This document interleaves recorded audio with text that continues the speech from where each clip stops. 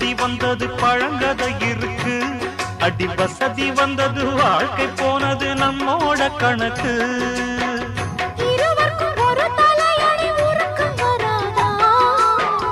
இருக்கட்டும் இவனுக்கும் அந்த நினைப்பு வராதா? உடல் மறந்து சுகம் மறந்து உறவாடும் நேரம் வராதா?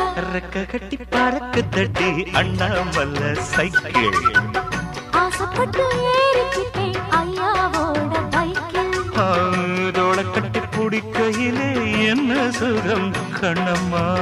இந்த சுகம் எதில் இருக்கு இன்னும் கொஞ்சம் போவோமா? அடடா பழகி கிடந்த பழைய